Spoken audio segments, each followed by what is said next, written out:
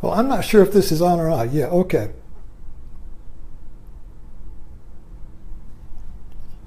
Okay. Welcome to Martini Time. I'm having a senior moment. I just did a little talk, and I realized that it didn't go on. So what the hell? I'm going to do it again. And the talk is about Papancha. I listened to in my car. I have all of the talks by Rodney Smith at the Seattle Insight Meditation Society in Seattle. It's a website. Just Google Rodney Smith, and he's been teaching Dharma talks for the last 10 years, and they're all on there. And so I've downloaded them. I put them on my flash drive, and I listened to them in the car. And so today he was talking about Papancha. It's a Pali word. I just looked it up. Papancha, P-A-N-C-H-A. And it means the proliferation of mental phenomena, or thinking. Proliferation of thinking. And we're all infected with this virus. Our culture is a thinking virus. You go to the bookstores or libraries or on the internet, everything is thinking, everything. TV, you turn on the news, and it's thinking, commenting, constant thinking, and we believe we can think our way out of anything. Think outside the box. I got to think about it. Think on it more. Did you think about that? What do you think about that? Did you think about that? It's the yada yada yada of Seinfeld. So we have a few places where thinking is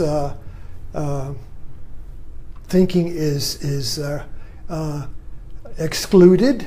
National parks. We like to go to nature, and we can be free from Papancha for a little bit in nature. If you go to a lot of retreats, temples, always leave the shoes at the outside. Basically means leave thinking out there. Thinking is the world. Thinking is the ego. Thinking is negativity. Thinking is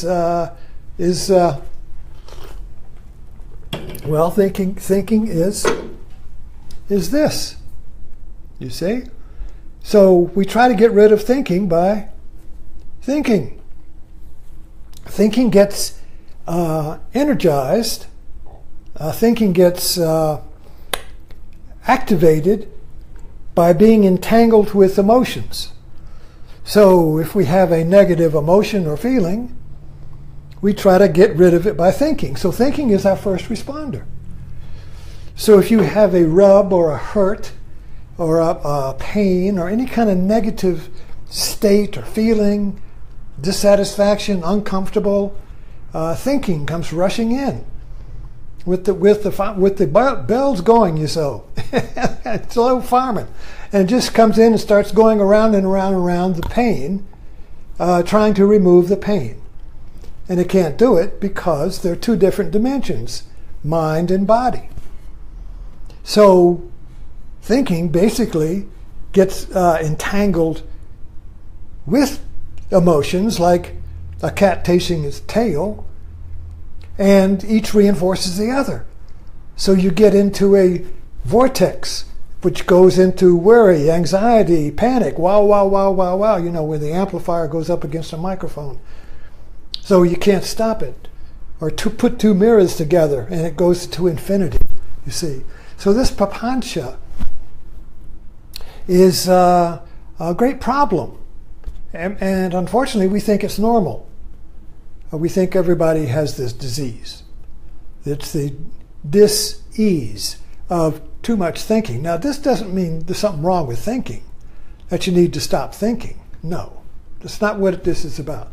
And what this is the practice of Buddha Dharma, the teachings of meditation and the science of understanding my mind from the inside, not from the outside like psychology does.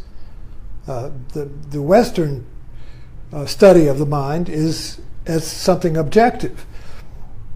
So you understand it through thinking. The Buddha Dharma, or Buddha science, is seeing the mind as it operates from the inside, as an awakened awareness. So the practice of meditation, mindfulness, is to awaken, create the conditions in which awareness awakens and begins to notice how the mind is going in circles, is creating its own suffering. And when you can see that you're creating your own suffering, you just stop it. It's kind of like when you notice that you have your hand on a hot plate.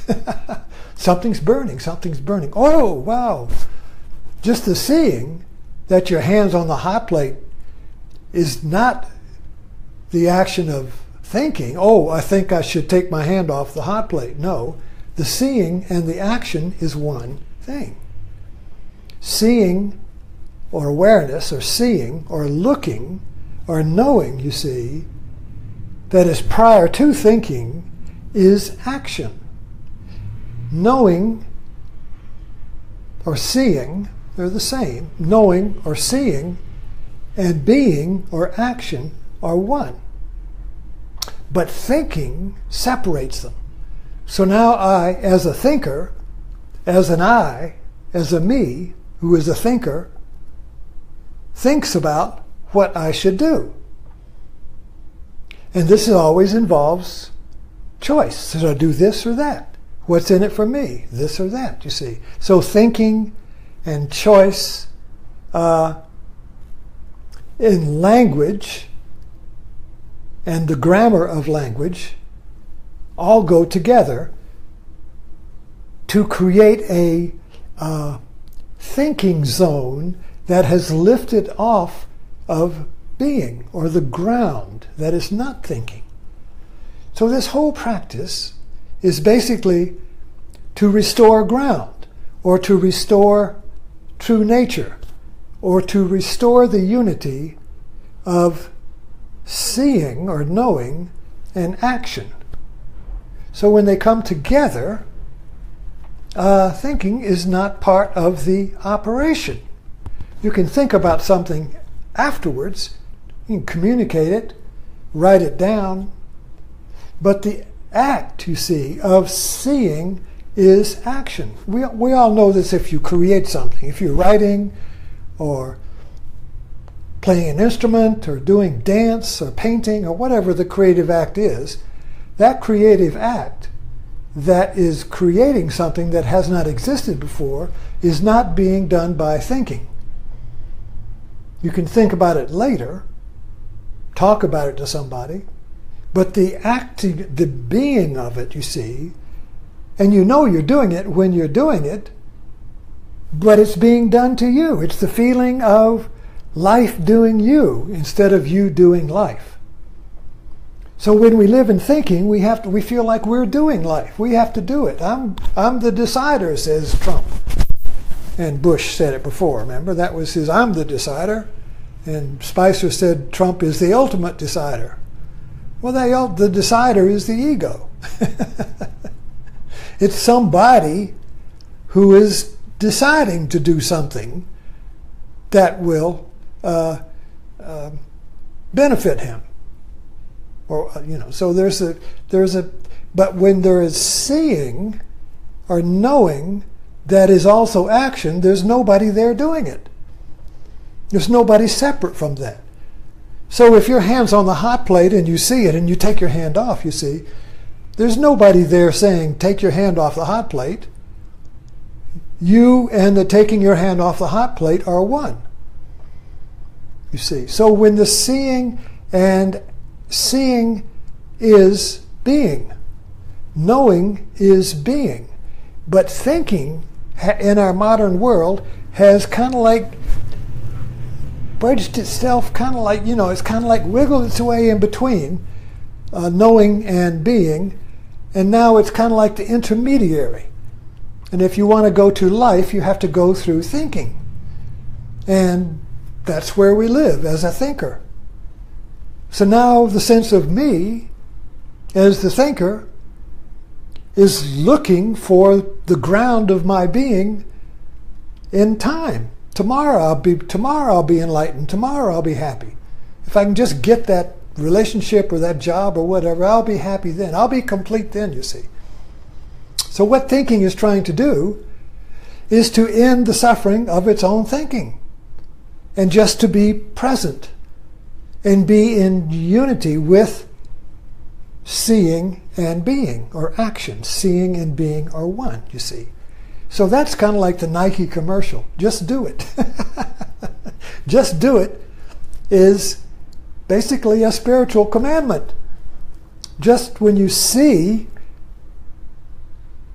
clearly, like that, you see, when there's clarity, you are action. There is no separation between the knower, who you are, and what you do. It's one. And that gives you the sense that you are being done by life, that there's no burden. There's no weight. Oh my God, I've got to decide. Or I made a wrong mistake. Or what if I screw up, you see? Or all of this negativity, all this worry that comes in from carrying the weight of the world on the thinker. So when the thinker can rest, when the thinker can be put to rest, you just do yourself. You just do life. And it's okay. You make a mistake, you make a mistake. But you're free.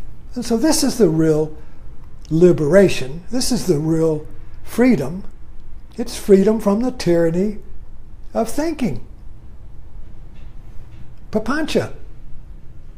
So let's leave it with that. Thank you very much for dropping in. And I hope I didn't duplicate myself. But anyway, I like the second one better.